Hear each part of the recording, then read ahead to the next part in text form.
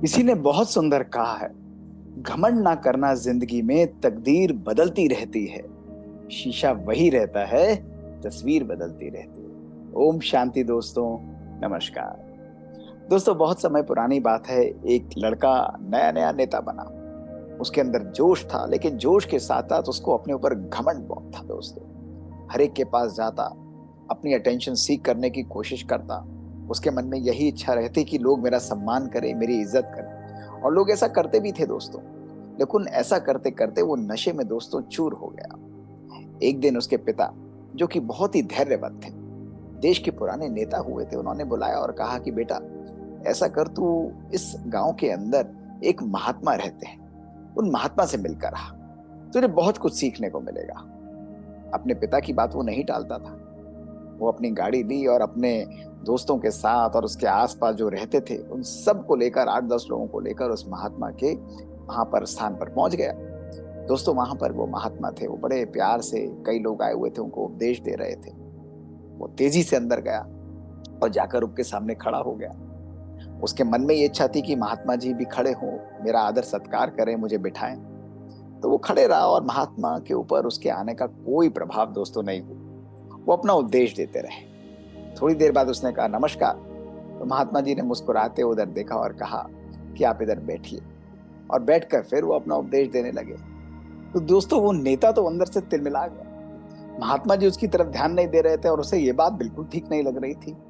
थोड़ी देर बाद वो फिर खड़ा हुआ और कहा कि महात्मा जी, मुझे आपसे बात कर रही है। तो महात्मा जी ने फिर मुस्कुराते उसकी तरफ देखा और कहा कि अभी मैं कुछ लोगों से बात कर रहा हूं, जब मेरा बात खत्म हो जाएगा तो मैं आपसे बात करूंगा। ऐसा उस नेता ने कभी अपनी जिंदगी में अनुभव ही नहीं किया था।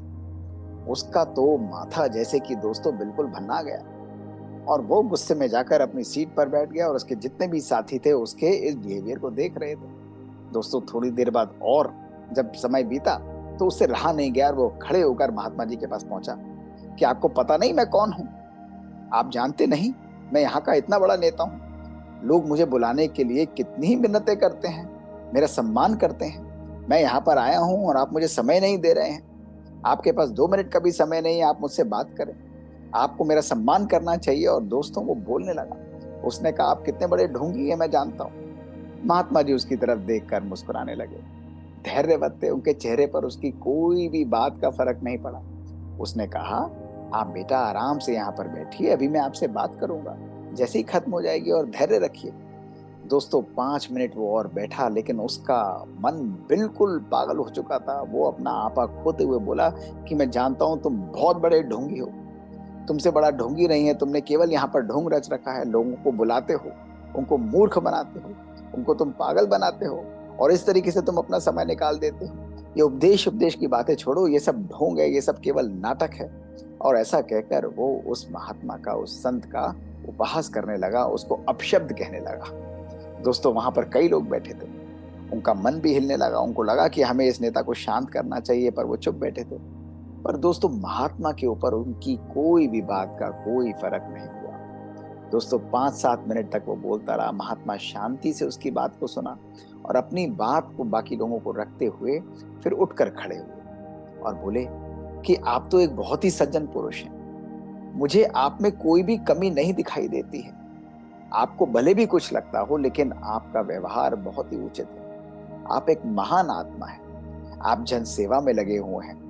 आपकी जो वाइब्रेशंस हैं, आपके जो संकल्प है, हर एक के लिए कल्याणकारी हैं। भगवान सदा आपका भला करेगा। दोस्तों जैसे ही महात्मा ने उसकी सामने ये बात उसको बोली, तो उसके मन पे तो जैसे ऐसा लगा किसी ने बर्फ डाल दी हो। महात्मा उसकी प्रशंसा करने लगे। उसे लगा कि वाह देखो, ये भी महात्मा जी अब बिल्कुल लाइन पर आ गए और मेरी बातों को कितना सुंदर रूप से समझते हुए मेरी प्रशंसा कर रहे हैं। बट महात्मा जी के मन में बिल्कुल धैर्यता थी, बिल्कुल मन पर कोई भी और चिंतन नहीं था। उन्होंने कुछ शब्द और बोले। उन्होंने कहा कि बेटा, जब भी किसी से मिले, किसी के पास जाएं, हमेशा उसके लिए कल्याण की भावना रखना। यही आपकी प्रवृत्ति है। आप हर एक का भला करना, ताकि लोगों की दुआएं सदा आपको आगे बढ़ाती रहें, जैसे आज तक आपको बढ़ा रही हैं।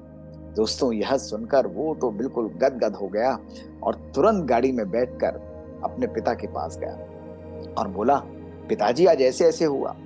मैंने उस महात्मा को ऐसे ऐसे सुनाया क्योंकि वो ध्यान नहीं दे रहा था, और फिर वो सीधा हो गया और उसने खड़े होकर मुझे ये बातें बताई। तो उसके पिताजी खड़े होकर मुस्कुराने लगे और बोला, और ध्यान से सुनिए दोस्तों क्या बोला। उसे कहा कि बेटा, तुमने उन्हें जो सुनाया, तुमने वो नहीं सुनाया कि जो वो है, लेकिन तुमने वो सुनाया जो कि तुम हो। और उन्होंने तुम्हें जो सुनाया, वो तुम्हें वो नहीं सुनाया कि जो तुम हो, लेकिन उन्होंने वो सुनाया जैसे वो है, यानी उनका व्यक्तित्व है। दोस्तों, यह सुनते ही उस लड़के की पैरों के तले जमीन हिल गई। उसकी आंखें एकदम खुल गई, आंखों में अश्रुधारा थी। उसके पिताजी ने 2 ही लाइनों के अंदर उसकी पूरी जिंदगी को स्पष्ट रख दिया था। वो अपने पिता के चरणों में गिर पड़ा और उसके पिता ने कहा कि बेटा, सदा ध्यान रखना, यथा दृष्टि तथा सृष्टि। तुम्हारे संकल्प, तुम्हारा दृष्टिकोण ही दूसरों के प्रति तुम्हारा व्यक्तित्व, तुम्हारा पर्सपेक्टिव बनाता है। आज तुमने उस महात्मा को अपशब्द बोलकर, बुरी बातें बोलकर अपने ही व्यक्तित्व का परिचय दिया, और उस महात्मा ने तुम्हारी प्रशंसा करके अपने श्रेष्ठ व्यक्तित्व का, अपनी श्रेष्ठ सोच का परिचय दिया। बेटा, आज तुम जिस पोस्ट पर हो, जिस स्थान पर हो, वो सदा नहीं रहने वाला। लेकिन आज जहां पर भी हो, तुम्हारे संकल्प, तुम्हारे बोल और तुम्हारे कर्म हर व्यक्ति के लिए सुकून से परिपूर्ण होने चाहिए, उनको आराम और सुख पहुंचाना चाहिए। दोस्तों, यही हमारी जिंदगी में भी होता है। कभी कभी हम अपने अहम, अपने ईगो के अंदर रहकर लोगों को अपशब्द बोलते हैं, कठोर शब्द बोलते हैं दोस्तों, और यही कठोर शब्द, यही अपशब्द उनके मन को छील देते हैं। लेकिन ध्यान रखिएगा, जिस मन के अंदर दोस्तों प्रेम है, जिस मन के अंदर स्नेह है, उस मन को जब निचोड़ा जाएगा तो उसके अंदर से क्या निकलेगा दोस्तों? स्नेह और प्रेम ही निकलेगा। दोस्तों, परिस्थितियां अगर हमारे अनुसार नहीं भी हैं, तो भी हमारा व्यवहार हमारे अपने अनुसार ही होना चाहिए। इसलिए आज के बाद सदा अपने जीवन में एक प्रण करें कि हमारा व्यवहार व्यक्ति और परिस्थितियों को देखकर नहीं दोस्तों, हमारा व्यवहार सदा श्रेष्ठ मधुरता से परिपूर्ण होना चाहिए, हर व्यक्ति के लिए समान होना चाहिए, हर परिस्थिति में दोस्तों श्रेष्ठ होना चाहिए।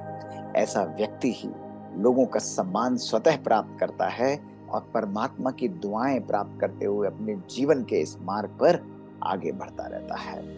दोस्तों, ऐसी ही छोटी छोटी कहानियां हमारे जीवन को परिवर्तित कर देती हैं।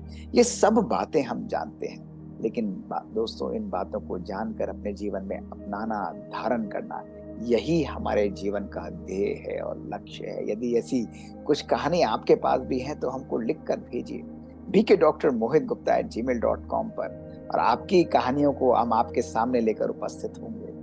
बात नहीं दोस्तों, हमारी जिंदगी बदल जाएगी। क्या पता हमारी जिंदगी में सुकून और चैन आने वाला यह पल सदा के लिए निश्चित हो। शुक्रिया। ओम शांति।